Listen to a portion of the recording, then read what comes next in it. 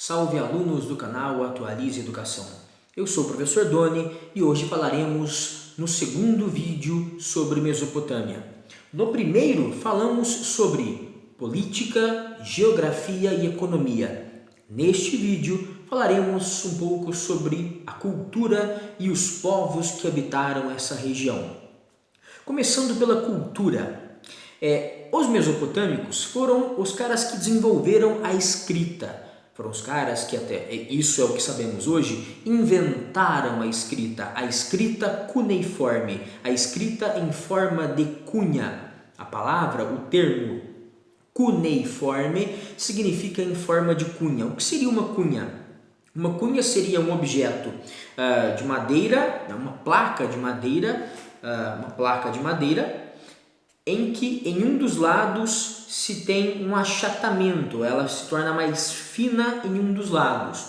Essa placa de madeira ou placa de metal é a chamada cunha, muito usada em alguns instrumentos como a enxada, para manter o ângulo da lâmina. Enfim, com essa cunha, os mesopotâmicos, há 6.000 anos atrás, passaram a desenhar em placas, em tijolos de argila ainda úmida, ainda mole. Essa argila recolhida às margens dos rios Tigre e Eufrates. Enfim, nessas placas eram registrados desenhos. Portanto, a escrita mesopotâmica, além de ser cuneiforme, em forma de cunha, feita com cunhas de metal e madeira em placas de argila mole, essa escrita era também uma escrita ideográfica. Gráfica, grafia, escrever, ideia. Os caras não escreviam letras, os caras escreviam ideias.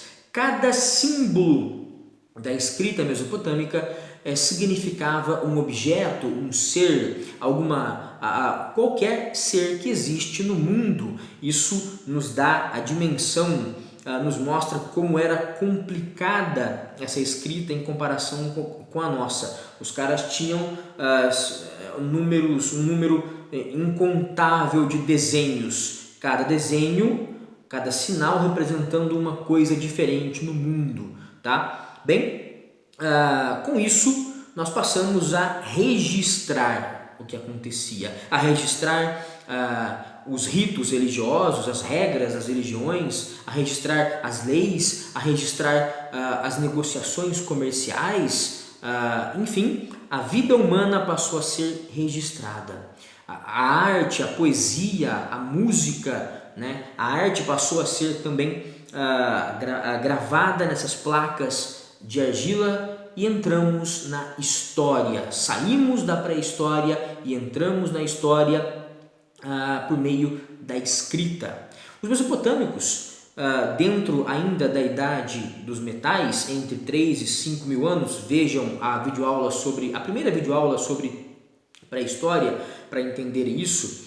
Os mesopotâmicos, ainda na idade dos metais, entre 3 e 5.000 anos atrás, desenvolveram uma série de objetos feitos de cobre, que é um metal muito maleável, fácil de ser trabalhado, mole, objetos de bronze. Os caras desenvolveram bronze feito por meio da mistura entre cobre e estanho.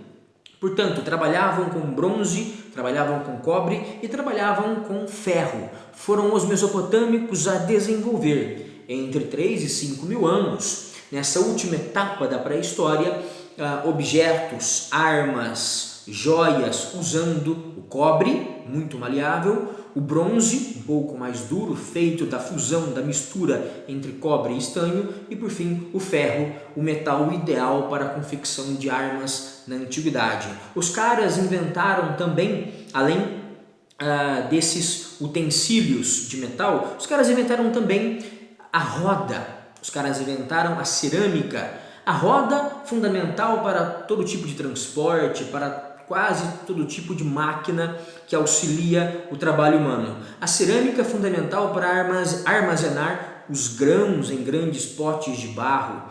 Os caras desenvolveram instrumentos agrícolas como o arado animal, a enxada, a foice.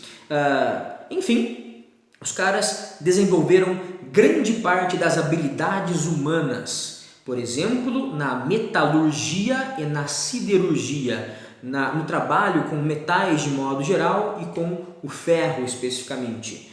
Falemos agora sobre os zigurates. Cada cidade mesopotâmica, cada cidade-estado, vocês podem entender o que é cidade-estado no vídeo anterior sobre esse assunto, cada cidade-estado possuía um deus protetor, possuía uma divindade que protegia esse local. E o templo maior da cidade era chamado de zigurate. Era uma pirâmide com uma pirâmide de 3 a 6 andares, com o último andar ficando no topo. Por isso ela tinha uma forma, o zigurate tinha uma forma de pirâmide, de 3 a 6 andares, afunilando, afinando de baixo para cima. Essas pirâmides, esses zigurates, eram construídos de pedra ou tijolos cozidos sob o sol, os mesmos tijolos usados na escrita cuneiforme.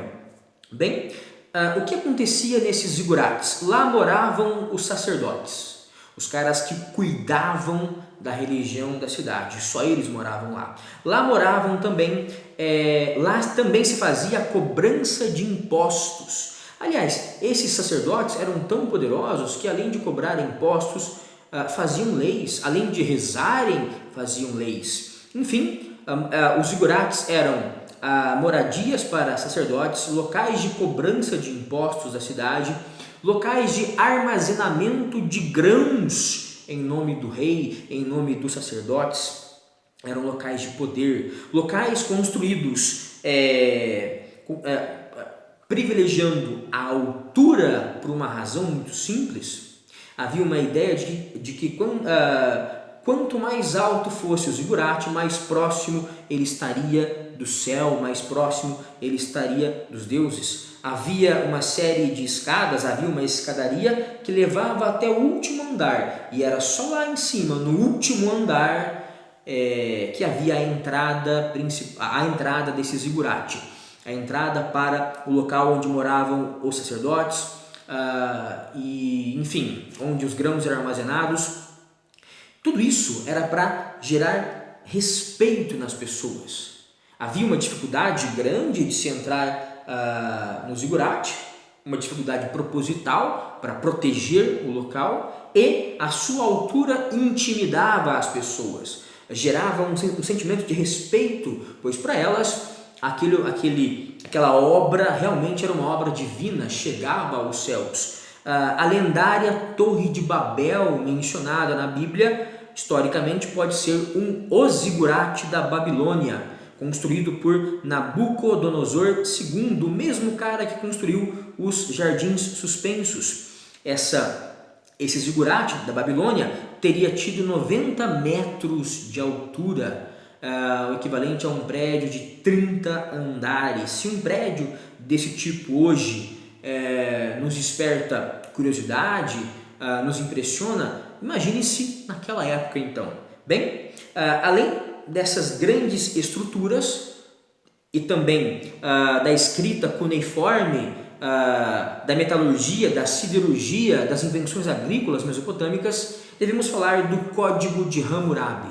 Hammurabi foi um dos reis da cidade de Babilônia, um dos reis mais famosos e importantes. Ele criou o primeiro código legal da história, o primeiro código escrito, o primeiro conjunto de leis escritas da história da humanidade.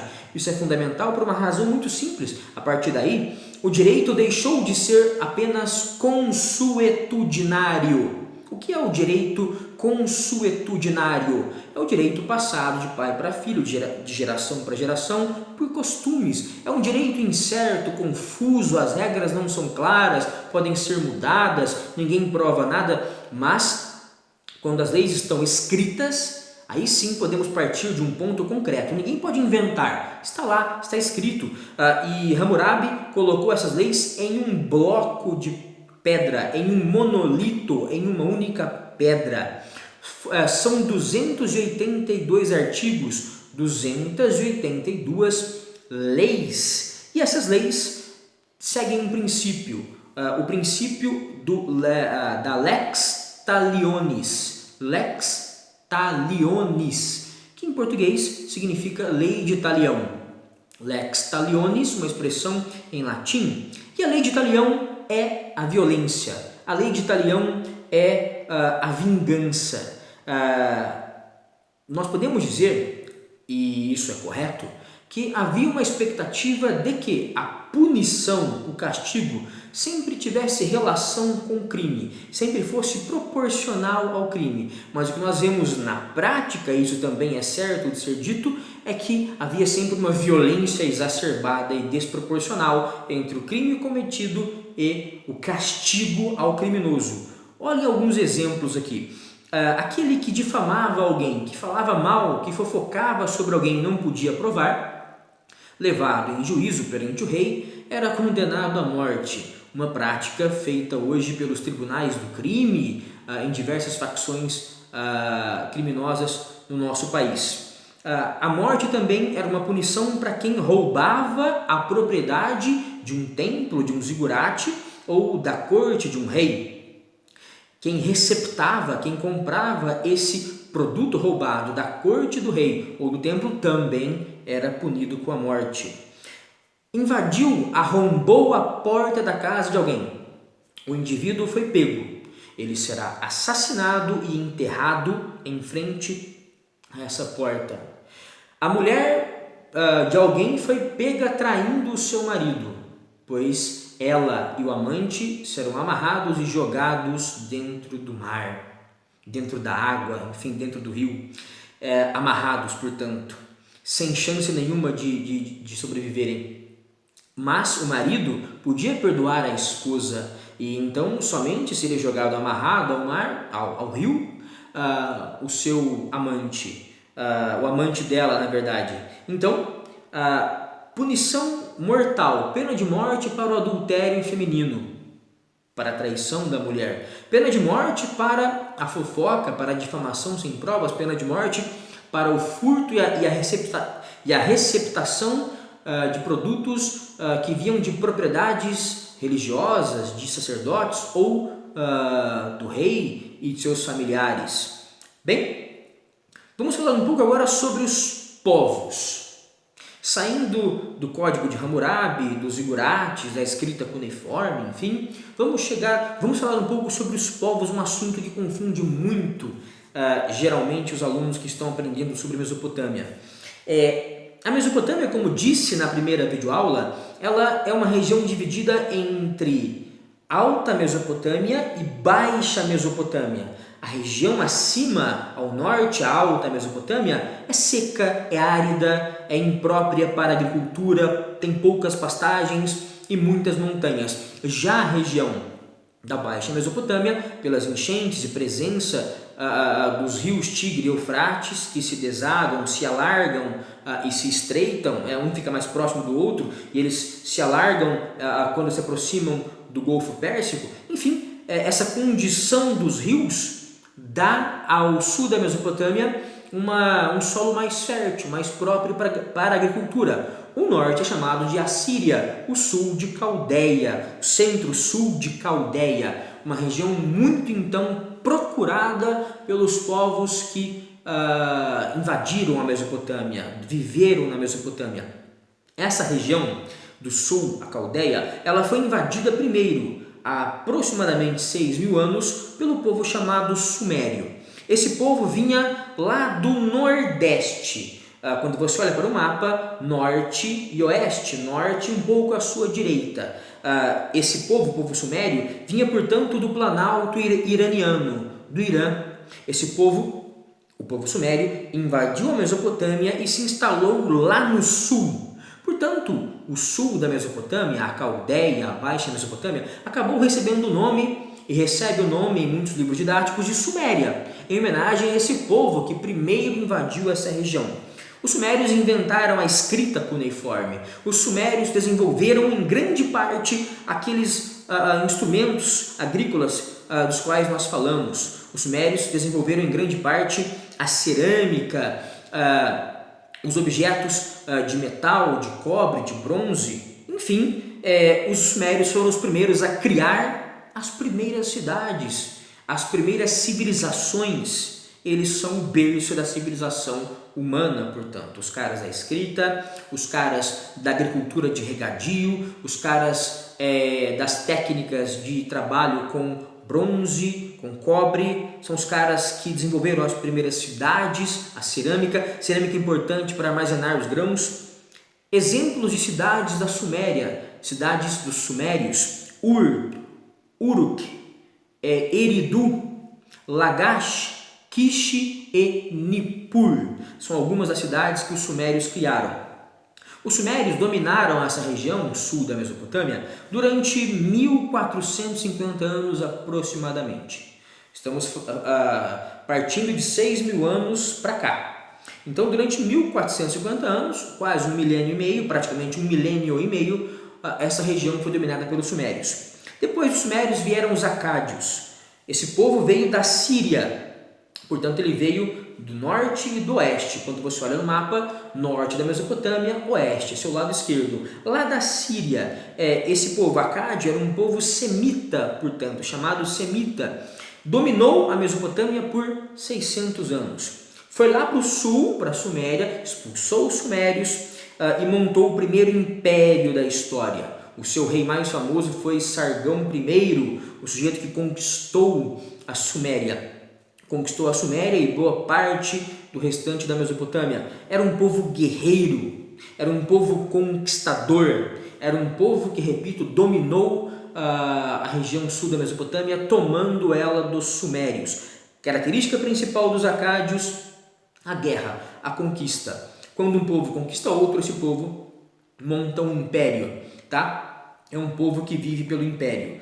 Os acádios depois perderam a região sul da Mesopotâmia para os amoritas. Os amoritas dominaram a região sul da Mesopotâmia por 350 anos, um pouquinho menos do que os acádios, né? 250 anos menos do que os acádios.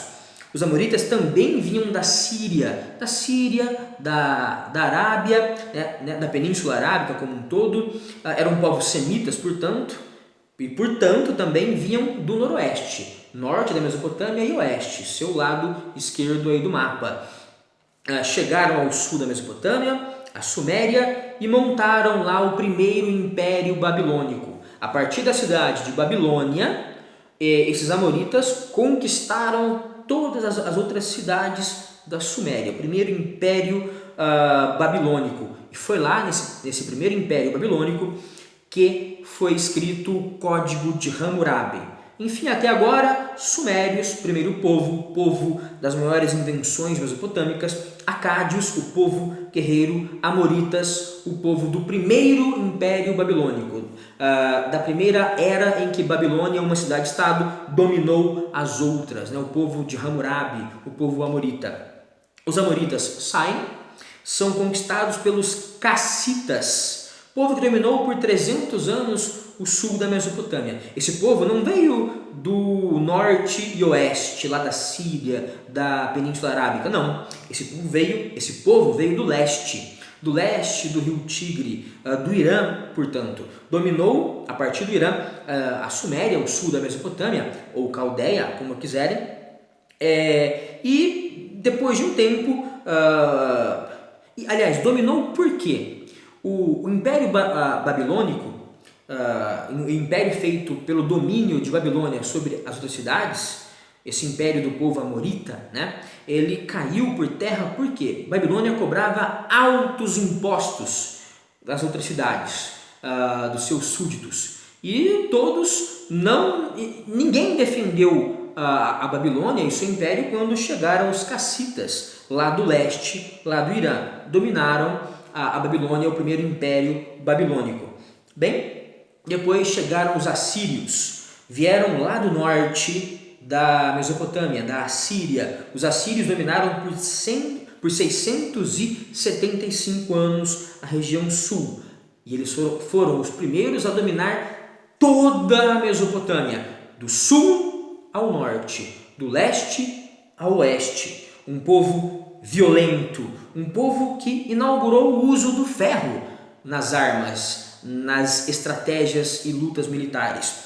Portanto, foi o povo que passou a confeccionar armas de ferro muito mais eficientes. Era um povo militarizado, o primeiro povo a montar um exército profissional, permanente, que vivia o tempo todo treinando. O povo assírio dominou por 675 anos toda a Mesopotâmia, e esse povo foi sucedido depois pelos caldeus. Ali mesmo do sul, a Caldeia, esse povo passou a dominar esse lugar, essa região, o sul da Mesopotâmia por completo, durante 87 anos, montando o segundo império babilônico, né? Então, durante quase 9 décadas, por fim da história mesopotâmica, esse povo lá mesmo do sul dominou toda essa região fértil que é o sul da Mesopotâmia, montando a partir da cidade da Babilônia, de novo, a mais forte, a mais pujante, potente daquela região, montando a partir dela o segundo império babilônico.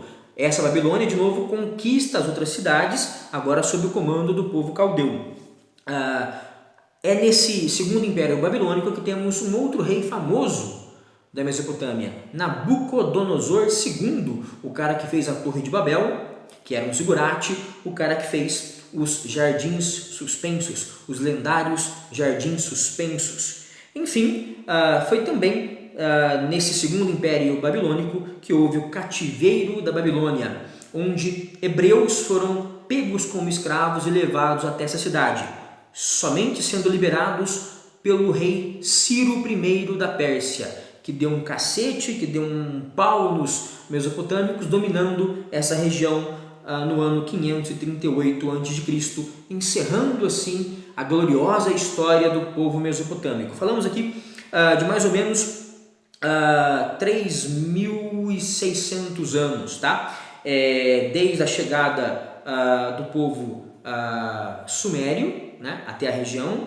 até a chegada dos persas que destruíram os caldeus, montando o Império Persa e pondo fim à história dos mesopotâmicos antigos, tá bom? Sumérios, acádios, amoritas, cassitas, assírios e caldeus. Por hoje é só. Na próxima aula falaremos sobre o Egito. Muito obrigado e até lá!